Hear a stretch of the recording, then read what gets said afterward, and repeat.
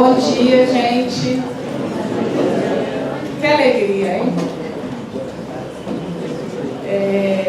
Gostaria de dar as boas-vindas a todos e todas que estão aqui, nossos alunos e alunas queridos e queridas, caros presentes, professores e professoras que nos acompanham aqui no dia de hoje.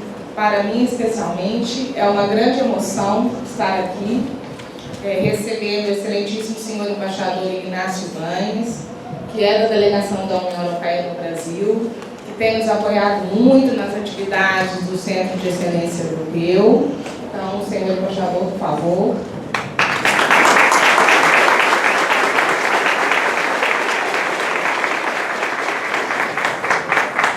Também gostaria de convidar para compor a mesa no dia de hoje a professora, a ilustríssima professora doutora, diretora adjunta da DRI, Bárbara Malveira Orfanol.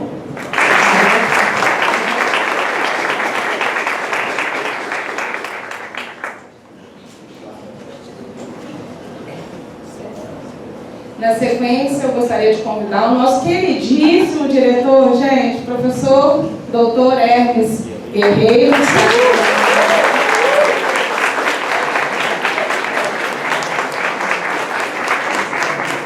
Por isso que eu pareço, que eu sei que já tem um lucro no diretor, eu já sei. Merecidíssimo, merecidíssimo. E também, para compor a mesa no dia de hoje, eu gostaria de convidar a professora doutora Carla Ribeiro Volpini, subchefe do Departamento de Direito Público e também membro do Centro de Excelência.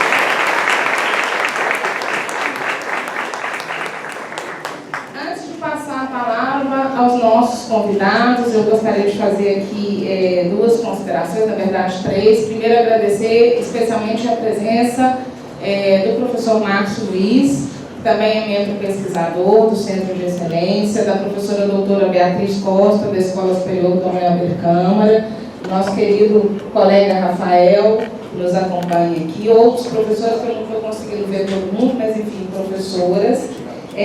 Coincidentemente, quando marcamos essa atividade, e eu não me dei conta, como sempre, né, são muitas atividades, percebemos que há 3 anos atrás, lá na reitoria, estávamos fazendo a inauguração do Centro de Excelência, né, junto à magnífica reitora, a professora Sandra, e foi o momento em que demos início a essa aventura, como eu costumo dizer, que é a coordenação do Centro de Excelência Europeu.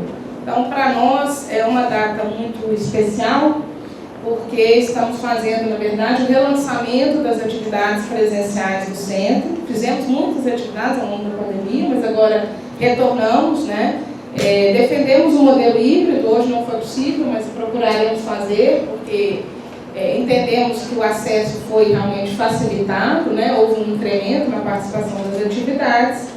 E eu vou aproveitar também essa oportunidade para parabenizar, né, o nosso querido professor Leonardo Nemer, que na última sexta-feira obteve uma votação expressiva, né, para juiz da Corte Internacional de Justiça em Haia. Então, para nós, da Faculdade de Direito, é uma grande honra. O professor Nemer também é pesquisador do Centro de Excelência.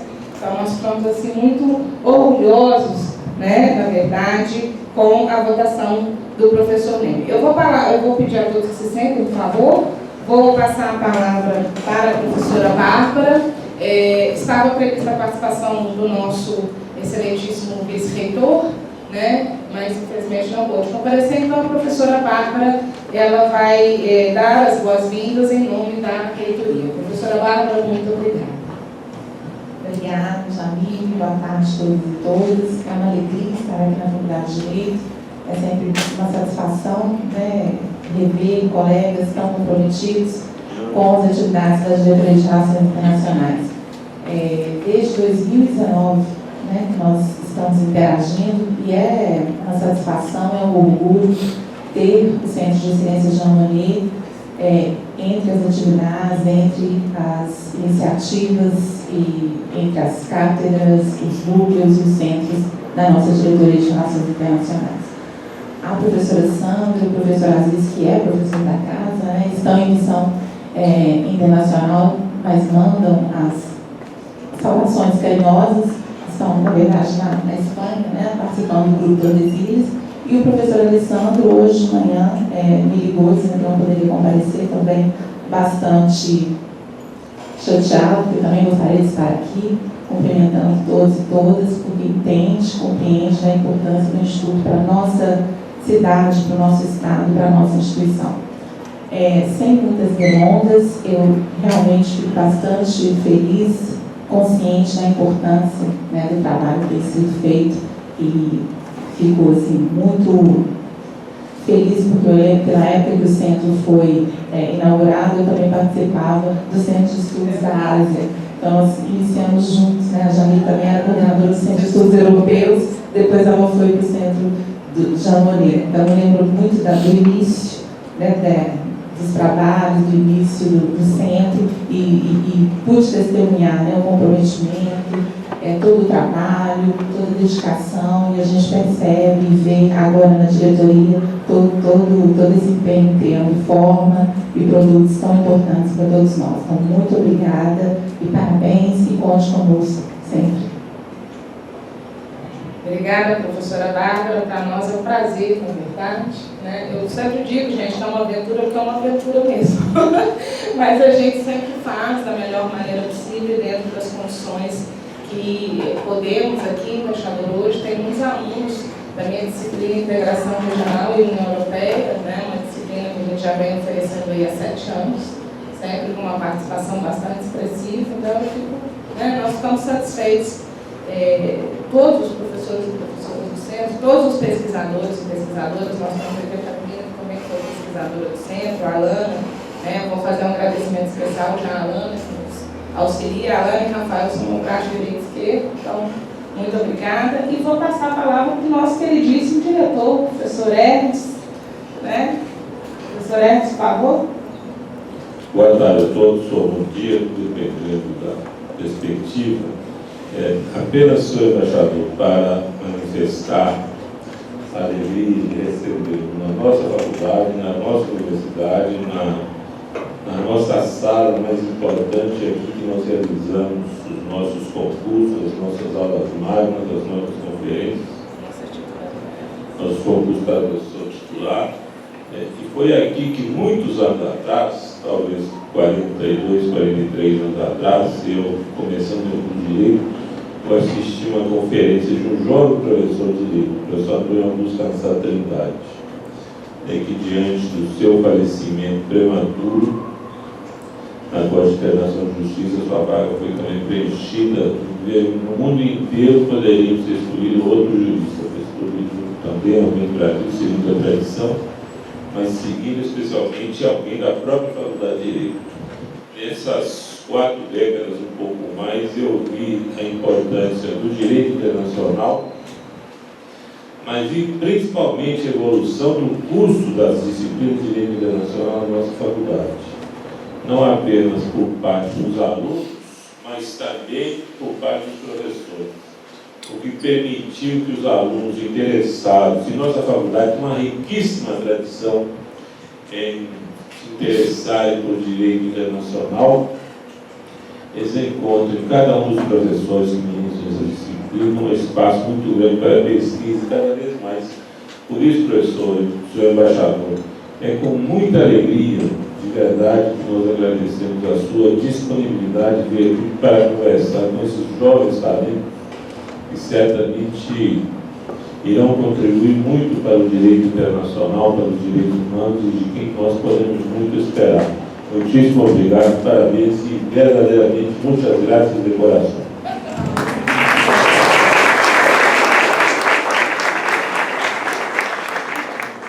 Gente, toda vez que o professor Hermes fala, eu fico emocionada. Eu não sei o que acontece isso nas reuniões, é difícil segurar a emoção, né? Porque o professor Hermes sempre nos relembra, né, a história da nossa casa. Eu falo que eu sou filha adotiva da casa, porque, né, eu, na verdade, formei em Viçosa, então eu brinco sempre com o professor Márcio, a casa de Arthur Bernardes. Eu tenho uma paixão enlouquecedora pela Universidade Federal de Minas Gerais. Então, eu agradeço muito o apoio da diretoria, fico muito feliz realmente que nós possamos contribuir com o nosso grão de areia, né, na disseminação do conhecimento sobre a União Europeia. Para finalizar, né, a composição da mesa, eu passo a palavra à professora Carla Volpini, grande amiga, né, pesquisadora ativa do Centro de Excelência, para que ela, por favor, nos dê as boas-vindas em nome do Departamento de Direito Público, onde está, né, efetivamente o Centro de Excelência.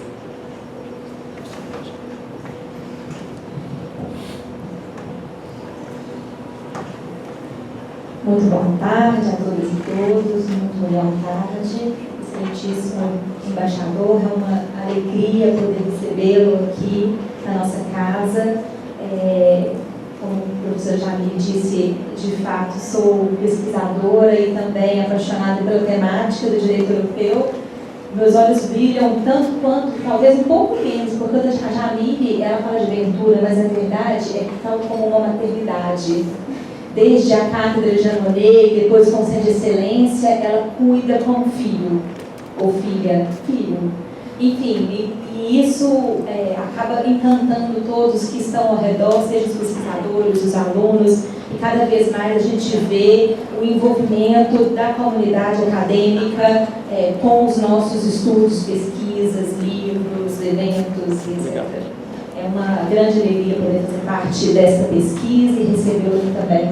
Em nome do departamento, onde estou subchefe, né, e nesse momento chefe interina, já que o Leonardo estará em missão no exterior, eu realmente agradeço a sua presença e espero que possa ser a primeira de várias, sobretudo uma presença, estar presencialmente, que isso nos encanta, e essa possibilidade de podermos escutá-lo e os alunos também terem esse contato próximo. Muito obrigada, seja sempre muito bem-vindo. Obrigada, professor Jamil.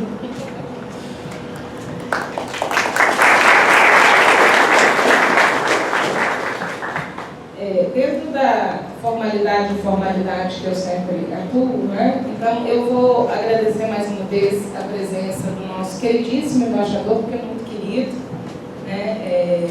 O senhor embaixador Ignácio Baes, como eu disse, representante da União Europeia no Brasil. Nós já conversamos, né?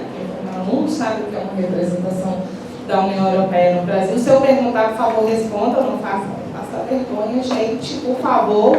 Né? E o senhor embaixador vai falar hoje de um tema que nós temos tratado muito.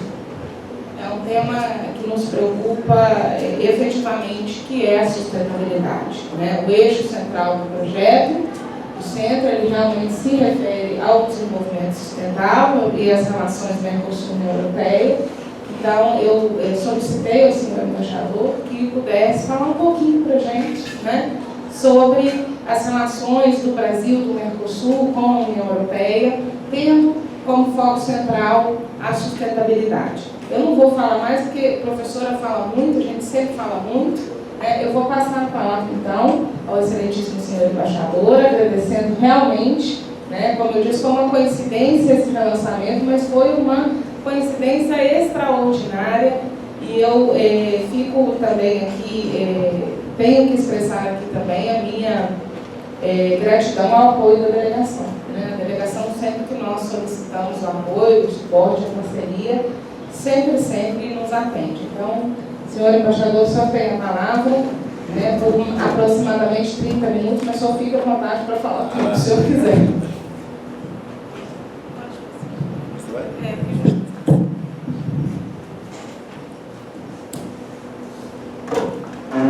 Bom dia a todos.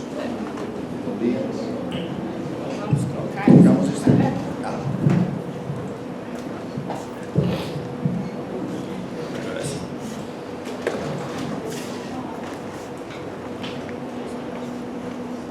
Bom dia. No país onde eu sou originário, que é a Espanha, nós falamos bom dia até a hora do almoço.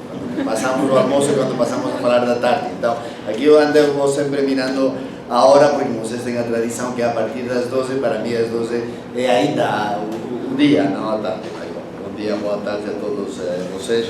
Um grande prazer estar aqui, fazer as saudações, porque é uma tradição também que eu gosto muito daqui do Brasil. a professora doutora, diretora adjunta, Bárbara Malveira Orfanó, professor Dr. Hermes Guerreiro, diretor da Faculdade de Direito, muitíssimo obrigado por a sua boas-vindas. Carla Ribeiro Volpini, subchefe do Departamento de Direito Público, também professora e doutora, também não vou reduzir, e logicamente quero começar agradecendo a todos por este convite. A minha segunda visita aqui a Minas Gerais, cheguei no Brasil em 2019, mas com primeiro a dedicação própria da delegação que está baseada em Brasília e os lugares que tínhamos que visitar, e depois, com a chegada do Covid, não teve a possibilidade de chegar aqui. Quero particularmente, logicamente, agradecer a professora Jamile Bergamashine, que realmente é uma parceira, como ela fala sempre, no grupo dos professores Jean Monnet, é um grupo de amigos. Também trabalhamos muito, mas somos, eu acho, principalmente amigos. Desde o ponto de vista, é um grande prazer poder responder a sua convite, poder falar com todos vocês. Vou tentar de fazer, os professores falam muito, mas os diplomatas falam ainda mais, então isso é um perigo para todos vocês, mas não vou tentar não seguir a tradição diplomática, não falar demais, porque para mim sempre que tenho a possibilidade de falar com estudantes, um tempo realmente mais produtivo para mim, espero que também para vocês, é o momento das perguntas e respostas, então vou tentar deixar um pouco de tempo para isso.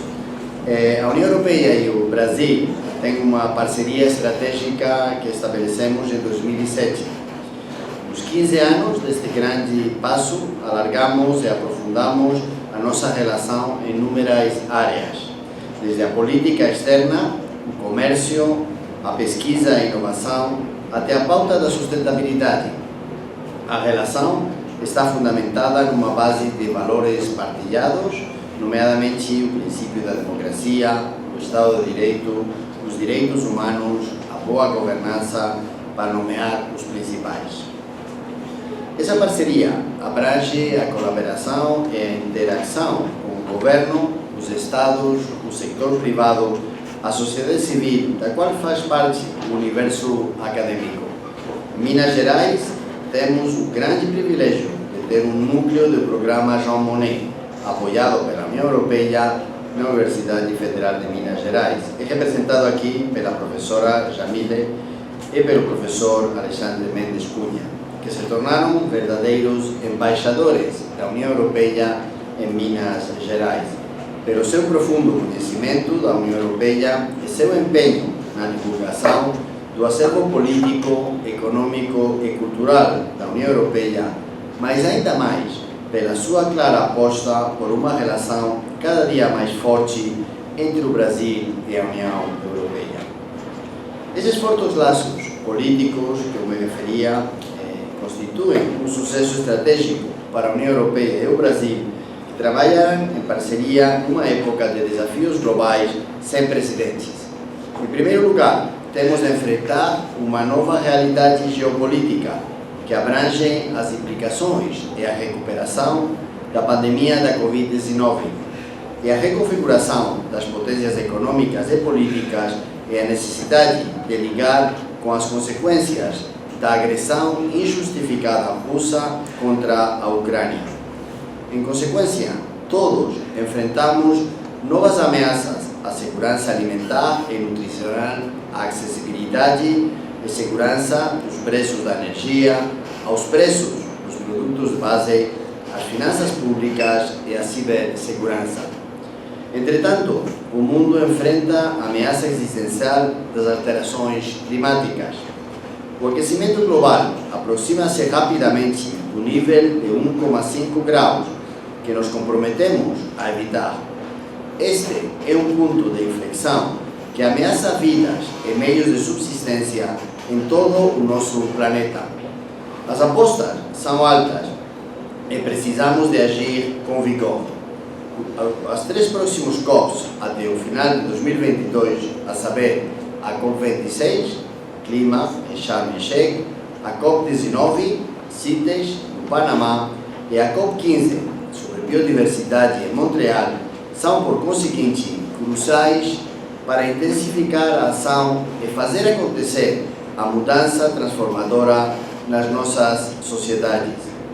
O Pacto Ecológico Europeu é o roteiro da União Europeia para enfrentar e responder a todos esses desafios. Esta é a nossa nova estratégia de crescimento, que irá criar novas oportunidades de inovação, investimento e emprego, bem como reduzir as emissões, combater a pobreza energética, reduzir a dependência energética externa e melhorar a saúde e o bem-estar dos nossos cidadãos. A União Europeia também está bem consciente de que não podemos enfrentar sozinhos esses desafios globais. A União Europeia não pretende ter todas as respostas e estamos ansiosos por ouvir e trabalhar com os nossos parceiros, como o Brasil, sobre a melhor forma de superar esses desafios. Isto exige uma reformulação do nosso compromisso de longa data. Nessa tarefa, um novo conceito poderia servir de princípio orientador, o da conectividade sustentável. Num mundo cada vez mais integrado, a prioridade da União Europeia é a conectividade sustentável. O modelo europeu de conectividade visa investir em infraestruturas físicas e flexíveis, favoráveis ao ambiente. Precisamos de investimentos inteligentes, abrangentes e sustentáveis em infraestruturas de qualidade, ligando bens, pessoas e serviços entre o Brasil e a União Europeia, permitindo a dupla transição verde e digital, em consonância com os nossos valores partilhados, em especial a democracia, o Estado de Direito e o respeito dos direitos humanos. Do ponto de vista da União Europeia, devemos basear a conectividade em normas e regulamentos internacionalmente aceites, a fim de proporcionar condições de concorrência equitativas. A transição para as energias limpas oferece oportunidades únicas para transformar ambas as nossas economias. Já dispomos de programas para promover intercâmbios de energias verdes. O Banco Europeu de Investimento tem uma carteira significativa de projetos de energia solar e eólica no Brasil, no valor de 1.000 milhões de euros. O próximo passo lógico é de acompanhar a cadeia de valor na conversão dessa eletricidade renovável em hidrogênio verde, que possa ser transportada para a Europa. De fato, 3 grandes projetos de infraestruturas estão em preparação no Ceará, no Rio de Janeiro e Pernambuco. Do mesmo modo, os Estados-membros da União Europeia e as empresas europeias estão cooperando ativamente com os seus parceiros brasileiros em matéria de tecnologias e estudos de viabilidade. A convergência regulamentar será uma componente indispensável. A transição energética exigirá da União Europeia um acesso fiável às matérias-primas essenciais. Nesse contexto, qualquer futura história de sucesso União Europeia-Brasil continuará sujeita a critérios de sustentabilidade significativos aplicáveis à atividade mineira. Os objetivos de sustentabilidade geram novas oportunidades diretas de negócios e a União Europeia quer impulsionar esse processo. O prazo de validade econômica dos investimentos em infraestruturas energéticas varia normalmente de 20 a 60 anos. O projeto Low Carbon Business Action, o LCBA, Ação Empresarial de Baixo Carbono, é uma plataforma destinada a desenvolver relações business to business entre empresas da União Europeia e do Brasil, que trabalham com tecnologias de baixo carbono e soluções sustentáveis. Tal atividade apoia concretamente as estratégias com baixas emissões de carbono para combater as alterações climáticas. Entre os desafios comuns da digitalização enfrentados pela União Europeia e pelo Brasil estão a identificar e maximizar as sinergias entre as agendas ecológica e digital. Embora as tecnologias digitais possam ajudar a implementar ações climáticas, a reduzir a poluição e a restaurar a biodiversidade, a sua utilização generalizada está a aumentar o consumo de energia e, ao mesmo tempo, gerar mais resíduos eletrônicos e deixar uma maior pegada ambiental. Tal como refletido no Pacto Ecológico Europeu, todas as políticas da União devem contribuir para combater as alterações climáticas e a degradação ambiental. No entanto, os progressos dependerão também da interação com os parceiros mundiais. A determinação da União Europeia para a próxima década consiste em assegurar que os instrumentos comerciais acompanhem e apoiem uma transição mundial para uma economia com impacto neutro no clima, incluindo a promoção de cadeias de valor circulares, responsáveis e sustentáveis. Ao mesmo tempo, significa criar condições e oportunidades para produtos e serviços sustentáveis. O Brasil é um parceiro fundamental nesta agenda. É um dos maiores produtores agrícolas e alimentares do mundo. Graças à grande diversidade dos biomas brasileiros, tem um enorme potencial de crescimento na bioeconomia. O Brasil também possui grande expertise neste campo. Exemplos de boas práticas e experiência no Brasil demonstram que é possível conciliar o crescimento econômico e a produção de alimentos com a proteção do meio ambiente. Especificamente, na agenda das cadeias de valor sustentáveis, vemos grandes oportunidades de trabalhar com o Brasil, particularmente no contexto do regulamento da União Europeia sobre produtos livres de desmatamento. O regulamento proposto pela Comissão Europeia visa eliminar o desmatamento provocado pelo consumo na União Europeia de determinados produtos agrícolas e de alguns dos seus produtos derivados que sejam produzidos na União Europeia que importados. O regulamento alcançará os seus objetivos estabelecendo regras obrigatórias em matéria de dever de diligência, a due diligence, para as empresas que pretendam colocar esses produtos no mercado da União Europeia. O regulamento não é um instrumento comercial, nem um instrumento protecionista, mas naturalmente tem impacto em países produtores como o Brasil.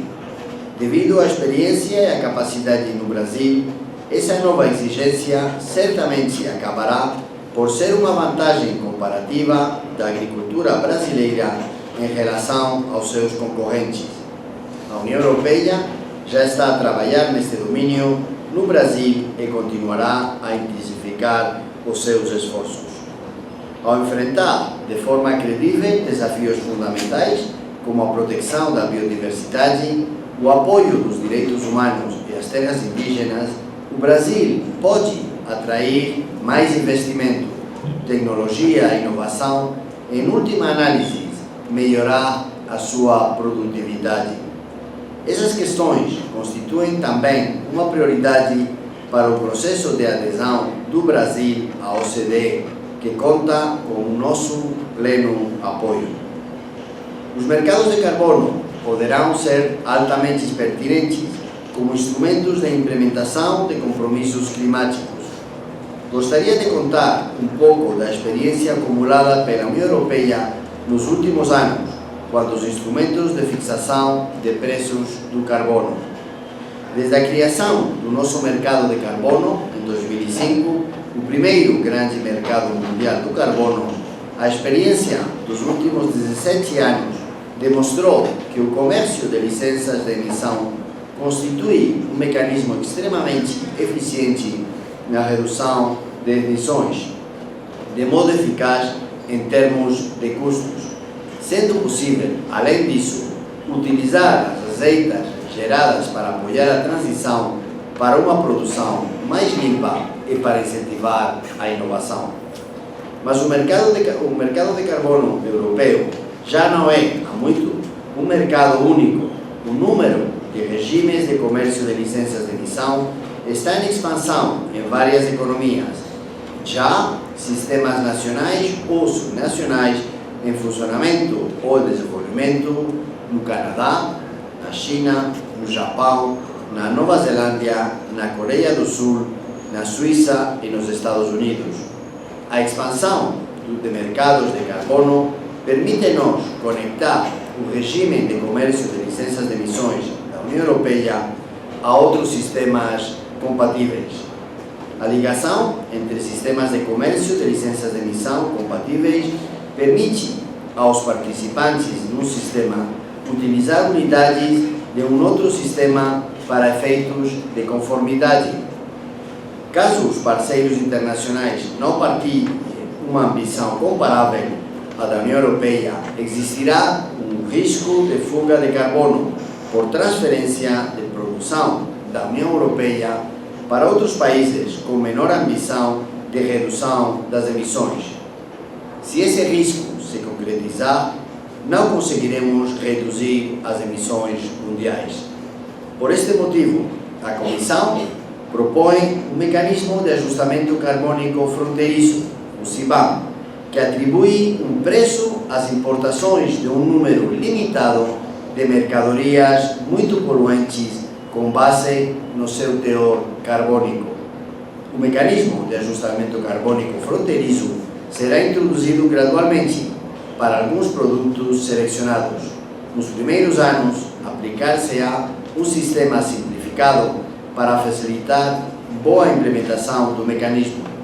O mecanismo de ajustamento carbônico fronteiriço proposto garante que o preço do carbono será o mesmo para os produtos nacionais, europeus e importados, sendo, por conseguinte, não discriminatório e compatível com as regras da Organização Mundial de Comércio e outras obrigações internacionais da União Europeia. O mecanismo de ajustamento carbônico fronteiriço constitui um convite aos parceiros internacionais, como o Brasil, para que aumentem as suas ambições climáticas. Para concretizar essa agenda ambiciosa, a União Europeia e o Brasil estarão mais bem equipados quando o Acordo de Associação União Europeia-Mercosul entrar em vigor. O acordo será um instrumento essencial para abordar os desafios globais, desde as alterações climáticas e a de biodiversidade a dos direitos laborais. Oferece-nos uma importante plataforma adicional para promover melhorias nestes domínios e trabalhar em conjunto sobre estes desafios globais.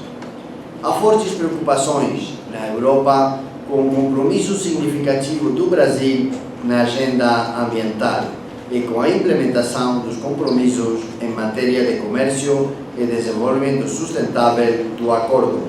Para avançar, são necessárias alterações significativas no terreno e novas garantias sobre a aplicação da legislação em vigor em matéria de proteção do ambiente. Insisto, legislação brasileira. À medida que trabalhamos nessas frentes com os nossos parceiros no Mercosul, a União Europeia está convencida de que o caminho certo é aumentar o nosso empenho e atividades implementadas nestas áreas com o Brasil. Sempre que a vontade política estiver presente entre os nossos parceiros, a União Europeia pode seguir o exemplo do Portal Mundial, uma nova estratégia europeia para promover ligações inteligentes, limpas e seguras nos sectores digital, de energia e dos transportes, e reforçar os sistemas de saúde, educação e investigação em todo o mundo.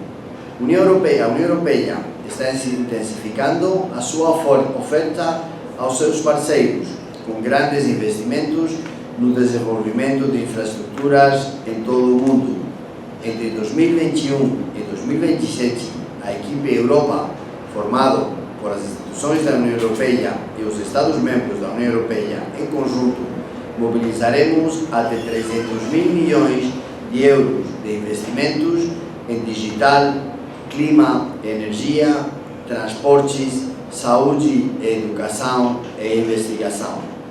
Para concluir, existe um potencial inexplorado para uma maior cooperação União Europeia-Brasil que ambas as partes tensionam explorar: recuperação ecológica, necessidade de combater a degradação ambiental, desafios globais e fóruns multilaterais.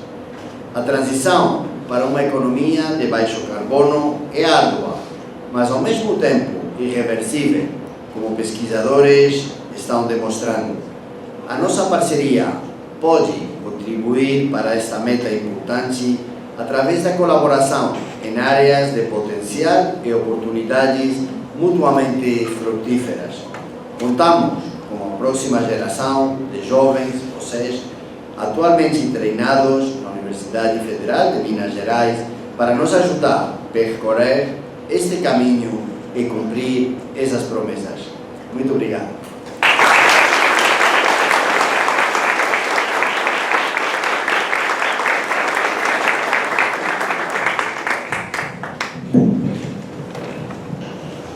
Muitíssimo obrigado, senhor embaixador.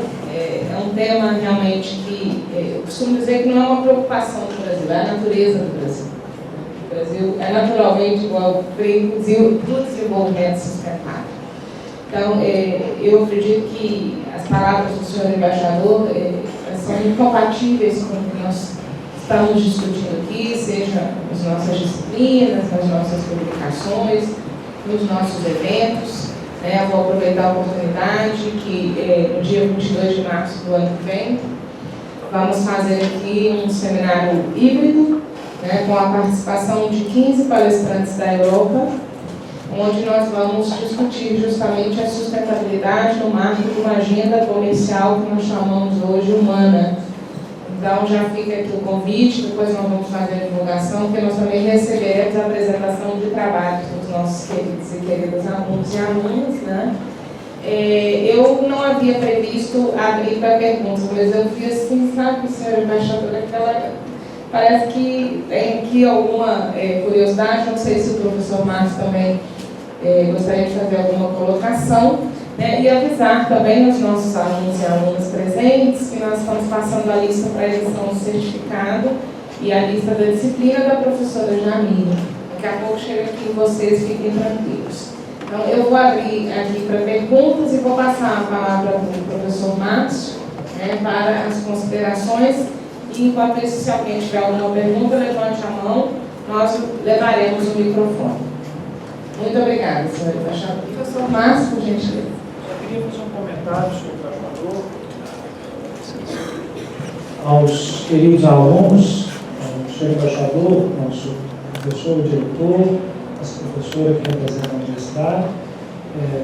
Só para dizer o seguinte, Minas Gerais está agora, o estado de Minas Gerais está caminhando para um novo patamar de desenvolvimento também. O senhor embaixador estará amanhã, com o governador do estado.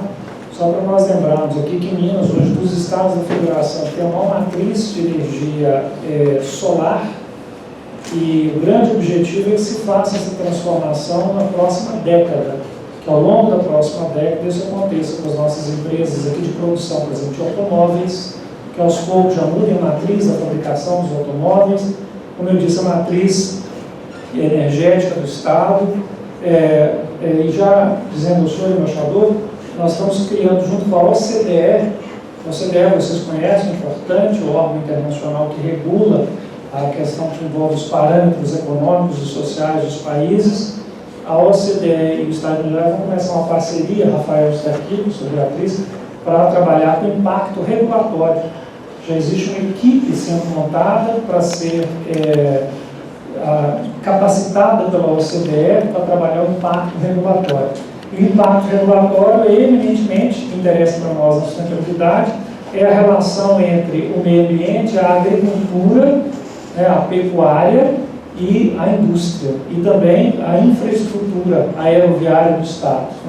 Então, para lembrar que esse processo está começando, foi feita uma análise, uma equipe no ano passado, já começa a se preparar para trabalhar diretamente com o CDE.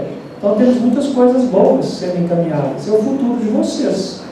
Né? Como disse o senhor embaixador, é o futuro de vocês. A professora Carla está aqui representando o nosso departamento, sabe que o nosso departamento é cheio de várias disciplinas que vão abrir muitas oportunidades no setor administrativo, novas formas de licitação. A professora Beatriz, que é do direito ambiental. Então, só para dizer que estamos começando uma nova, eu diria, uma nova era de matriz de produção de sustentabilidade social, econômica e ambiental. E também institucional, que tem que pensar na sustentabilidade institucional.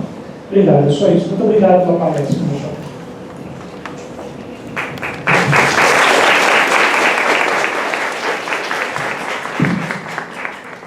Nós já temos ali mãos levantadas.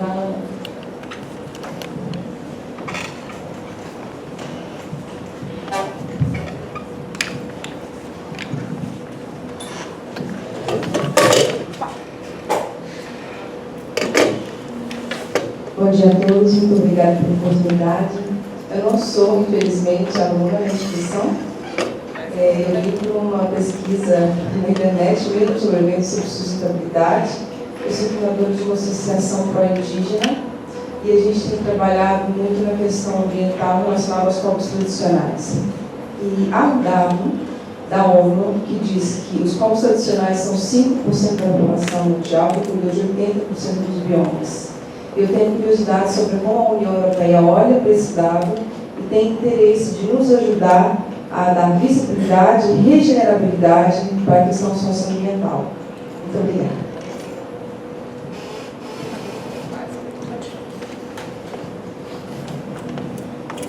Muito obrigado pela pergunta. Realmente é uma das áreas prioritárias da nossa ação. Primeiro, os povos indígenas, na parte que toca aos direitos, nós estamos realmente sempre apoiando e reconhecendo as coisas que se fazem bem aqui no Brasil, não? O respeito dos direitos humanos, e quando pensamos que alguma coisa não está bem feita entre parceiros, que somos a União Europeia e o Brasil, podemos fazer esses comentários. Por exemplo, estamos sempre trabalhando com o respeito das convenções internacionais, que o Brasil é parte, que muitas delas têm que ver com os direitos dos povos indígenas. Há uma obrigação não somente nacional do Brasil, respeitando a sua própria legislação, mas também uma obrigação internacional, porque o Brasil é parte de alguns dos instrumentos internacionais sobre temas de direitos dos povos indígenas.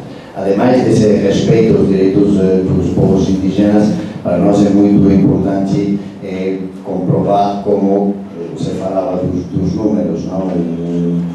Percentagem pequeno na população, mas ao contrário, um resultado muito positivo no âmbito da preservação do meio ambiente. Isso vemos que acontece na região amazônica, mas não somente na região amazônica, onde realmente os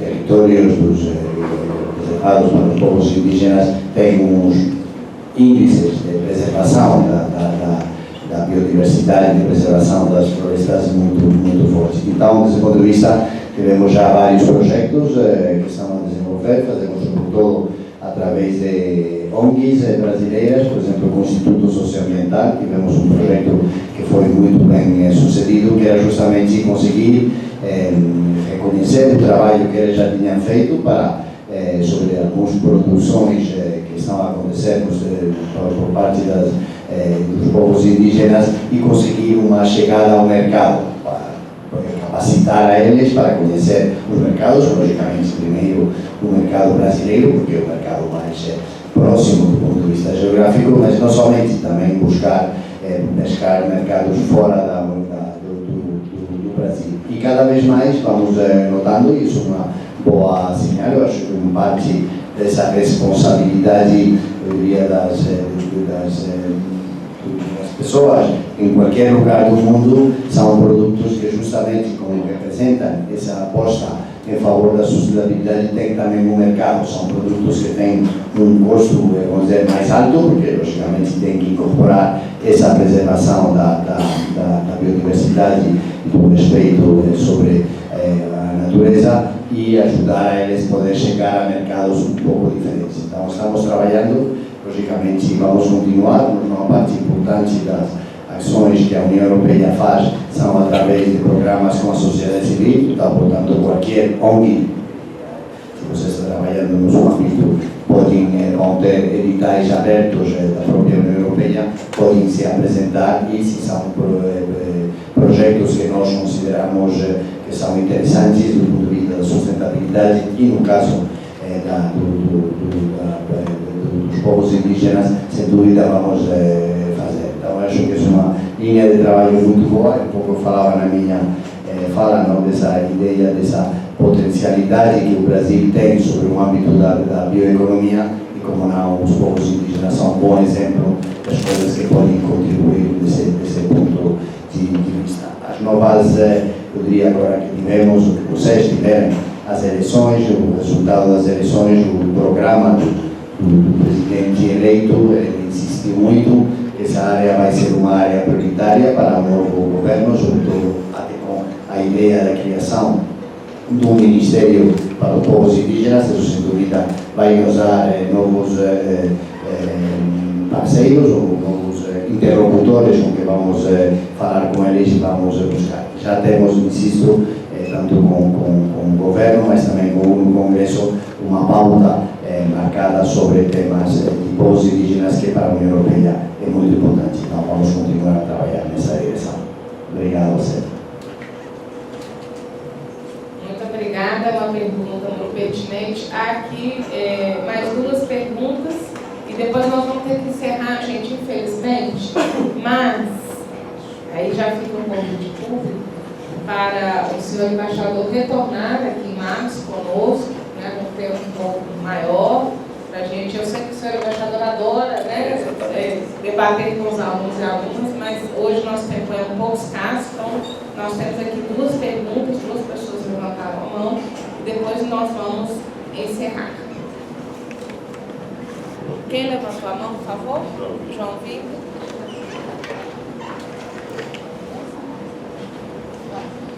Boa tarde, senhor embaixador.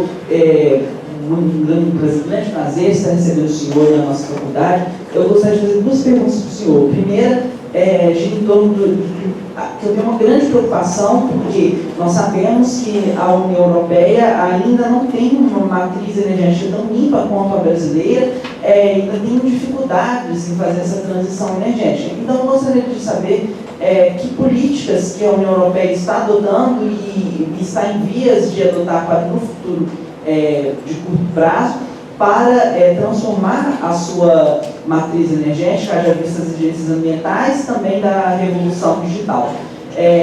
Também gostaria de saber quais políticas que a União Europeia tem adotado internamente para a reconstrução das suas florestas degradadas, haja vista que tenha sido o berço da Revolução Industrial. Muito obrigado, doutor.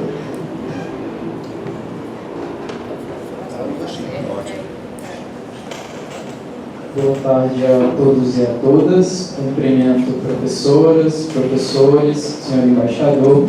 A minha pergunta, ela tem como ponto de partida o conflito bélico entre a Rússia e a Ucrânia, né? Eu gostaria de saber qual a partir da fala do senhor, foi possível perceber um projeto de sustentabilidade muito claro e muito preciso.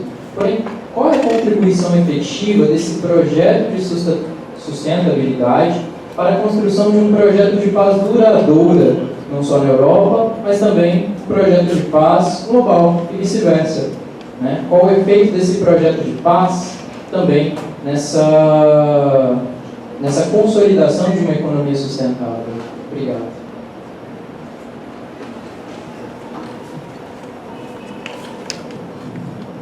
Muito obrigado por todas as perguntas muito boas, não? Mas eu sempre insisto que as falas têm que ser mais curtas e vou tentar sempre fazer, porque eu sempre gosto muito mais da parte das perguntas e respostas. Começando com o tema da matriz energética, para um ponto de partida, eu diria que foi um grande sucesso na comunidade internacional, foi chegar ao Acordo de Paris. O Acordo de Paris estabelece justamente, primeiro, uma convicção coletiva de que temos um desafio que é um desafio global, que ninguém vai sair sozinho desta crise climática, que temos cada um de nós que contribuir e que, logicamente, as responsabilidades e as ações de cada um são diferentes em função de onde chegamos. Para a União Europeia, para conseguir a União Europeia respeitar o seu compromisso com o Acordo de Paris, uma das áreas onde a União Europeia tem que trabalhar mais internamente, em primeiro lugar, e no âmbito energético. Como você falou, a matriz energética europeia não é uma matriz sustentável. Isso já é uma convicção que nós trazemos de tempo para trás. Estamos fazendo esforços, fizemos em muitos dos Estados-membros da União Europeia um grande esforço em favor das energias renováveis. Você vira agora a matriz de muitos dos nossos Estados-membros cada vez mais tem um componente mais grande das energias renováveis e também uma redução das energias, sobretudo as que têm origem com os produtos, matérias fósseis. Não? Esse é o nosso desafio. E nós estamos a trabalhar nessa direção. Logicamente, isso é um processo, temos umas datas bem claras que queremos cumprir e vamos cumprir, mas é verdade que uma situação como a gerada por a agressão da Rússia à Ucrânia estabeleceu, eu diria, um desafio complementar, porque, como vocês sabem, muitas das importações, sobretudo de alguma parte da Europa, a Europa do Norte, não tanto a Europa do Sul, mas a Europa do Norte era muito dependente, continua a ser muito dependente do petróleo e do gás russo. Portanto, estando como está a Rússia usando essas energias como um instrumento dentro da sua agressão à Ucrânia e agressão à própria União Europeia, temos que fazer um esforço, eu diria, redobrado. Aqui, muitas vezes, sejam políticos ou imprensa, colocam que sim, que algumas decisões que a União Europeia está a tomar que são uma demonstração de que a União Europeia não vai cumprir os seus compromissos. Por exemplo, se falou como alguns Estados-membros da União Europeia tiveram que recorrer ao carvão, quando, logicamente, o carvão é uma das energias mais poluentes e queremos eliminar. Tenho que dizer que o compromisso da União Europeia não mudou para nada, seguimos tendo o mesmo. Se um país vai fazer recurso para as energias que provém do carvão, eles vão ter que compensar, porque como está em vigor o nosso sistema de emissões, esse país vai aumentar as suas emissões e de alguma forma vai ter que compensar. Então, para nós, o compromisso, o objetivo não mudou para nada. Como vamos chegar a esse objetivo? Logicamente, sim, temos que nos adaptar e ter em conta que o inverno europeu, sobretudo para os países do norte, que são mais dependentes do gás e do petróleo russo, é um inverno bem forte, bem exigente. Desse ponto de vista, temos que compreender essa adaptação. Mas, insisto, o objetivo geral da União Europeia não vai mudar. E fizemos, justamente para responder a este desafio, adotamos um novo pacote. Já tínhamos um pacote que era para conseguir o objetivo a mais curto prazo, e agora reforçamos um segundo programa que se chama RePower, dar de novo energia, de novo poder energético para a Europa. E, logicamente, lá reforçamos os investimentos no âmbito das energias renováveis. Todos os países da União Europeia que vão fazer investimentos do ponto de vista vão contar com o apoio da União Europeia. Então, insisto, esse é o objetivo, não mudou. Como vamos chegar a esse objetivo? Logicamente, sim, tem que se adaptar a uma realidade diferente da que tínhamos antes da agressão da Rússia. Sobre a reconstrução, o reflorestamento da União Europeia, logicamente temos a história detrás de nós, não podemos mudar coisas mirando para frente, mas mirando para atrás, salvo que você seja uma ditadura, então pode interpretar o passado. Para nós que somos democracias, não vamos interpretar o passado. O passado é o que é, e logicamente a transformação industrial da União Europeia, como dos países da Europa, se fez no momento em que estes conceitos da sustentabilidade não tinham o peso que tinham agora. Nesse momento, primava o elemento econômico e o tema medioambiental. Se considerava que a natureza ia sempre nos dar tudo o que íamos pedir dela e, por lo tanto, não tínhamos que ter em conta. Isso se demonstrou um pensamento bem errado e desse ponto de vista surgiu o conceito da sustentabilidade, que é justamente juntar o econômico com o social, que isso sim que estava já colocado, mas no passado mais introduzir o elemento do meio ambiente, que logicamente é importante.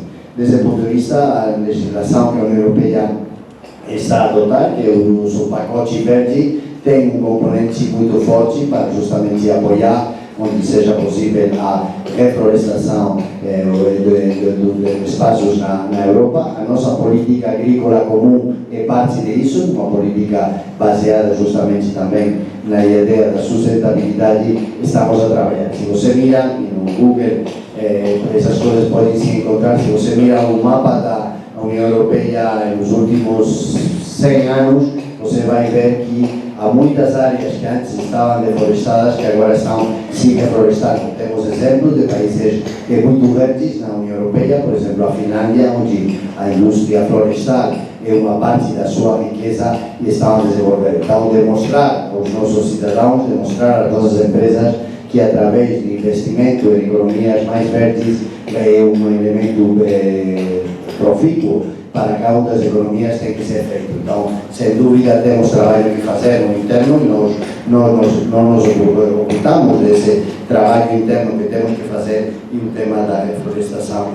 Dito isso não quer dizer é que podemos mirar a outros parceiros e é como miramos o Brasil e miramos quais são os desafios do Brasil para cumprir com esses mesmos objetivos do Acordo de Paris. E vemos que, sim, o Brasil tem uma matriz energética que é muito verde, é exemplar, e agora temos ouvido que tem casos como, por exemplo, de Minas Gerais, estão fazendo um esforço ainda mais para conseguir cada vez que a energia seja mais sustentável, estão investindo no âmbito das energias renováveis, isso é muito bom, mas vocês têm outra parte onde realmente o país tem que fazer um esforço, e isso se chama de forma clara o desmatamento. Lá é uma das áreas onde se o Brasil não cumpre, reduzindo o desmatamento, não vai cumprir os seus objetivos no Acordo de Paris. Então, desse ponto de vista, quando nós fazemos comentários sobre o desmatamento do Brasil, não queremos dizer que nós temos soluções para as coisas. O que dizemos é que nós temos que fazer um esforço na União Europeia. Falei da energia, falei da voltar a florestar, mas isso não quer dizer que não podamos falar junto com o Brasil desse ponto de vista que vocês têm que fazer um esforço no âmbito do desmatamento. E quando falamos que o Brasil tem que fazer um esforço, ao mesmo tempo oferecemos a nossa cooperação e não somente um pedido, mas com oferecimento de cooperação, e nós estamos preparados com o governo que agora vai começar o seu mandato em janeiro de 2023, estamos já a trabalhar com ele justamente vendo que áreas, por exemplo, o estabelecimento do Fundo Amazônia, que era um fundo que tinha a Noruega e a Alemanha, que, como vocês sabem, é um país da União Europeia, e se podemos encontrar novas fórmulas para ajudar ao Brasil e ajudar sempre que nesse tripé, que eu acho que é tão importante, ajudar na preservação, sem dúvida, mas ajudar também no desenvolvimento econômico. É importante conseguir o desenvolvimento da região amazônica, não que nós estamos a pedir a eles que somente se ocupem da proteção ou da preservação. Queremos criar meios de criação de riqueza e por lá estamos pensando, por exemplo, na bioeconomia.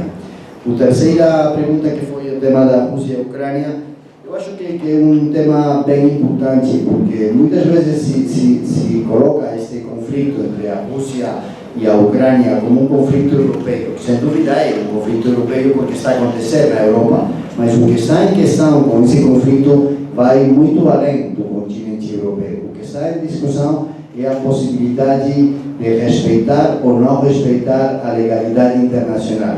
Se a legalidade em geral não é respeitada, mas ainda mais a legalidade internacional não é respeitada, os que mais vão sofrer são justamente os países com menos capacidade de reagir. O grande desafio que a Rússia coloca frente agredindo a Ucrânia não é somente para a Europa. Nós temos formas de nos defender. Nós temos, por exemplo, uma aliança militar que fala que se algum país dentro da OTAN é agredido, todos os outros países da OTAN vão defender ele. Portanto, a nossa preocupação não é somente para a nossa integridade e a integridade dos países da União Europeia. Pensamos que nós estamos bem protegidos com essa aliança militar, mas é pensando no caso da Ucrânia, que é um país de menor capacidade militar que é a Rússia, e quando a Rússia não respeita a Carta das Nações Unidas, é uma coisa muito grave, porque a Rússia é um país membro permanente do Conselho de Segurança, então tem uma obrigação redobrada. Todos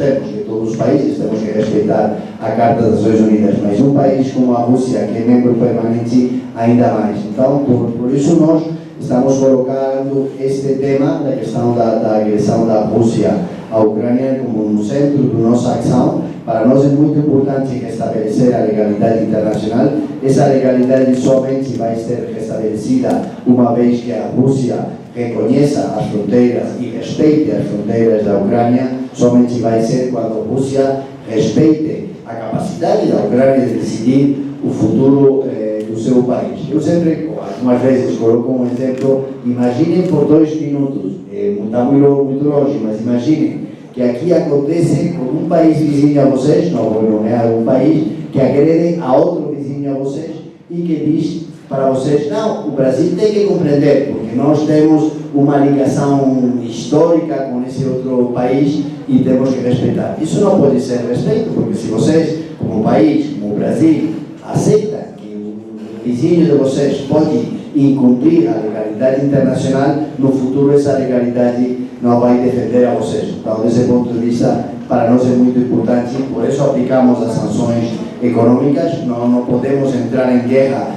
com a Rússia, porque sabemos que é um país com uma capacidade nuclear e, portanto, se poderia começar uma guerra realmente dos efeitos que ninguém quer, mas se podemos ajudar a Ucrânia, estamos fazendo, estamos dando armas à Ucrânia para poder se defender a sua integridade territorial. Estamos aplicando sanções contra a Rússia, que sabemos que é a forma de a Rússia reconsiderar o que eles estão fazendo. E por último, estamos tentando, e lá o Brasil tem um papel muito importante, porque además agora o Brasil é membro não permanente do Conselho de Segurança e com aspirações a ser um membro permanente do Conselho. Estamos a insistir que a comunidade internacional tem que continuar a trabalhar justamente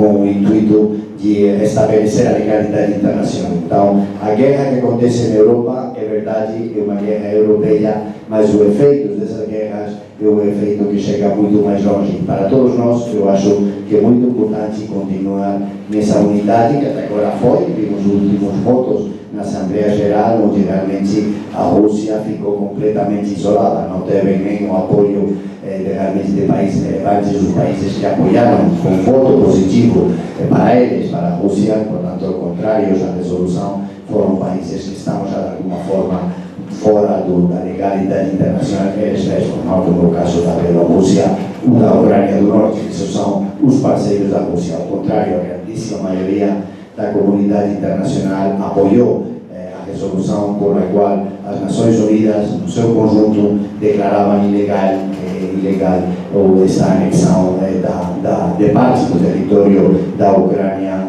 por parte da Rússia. Muito obrigado.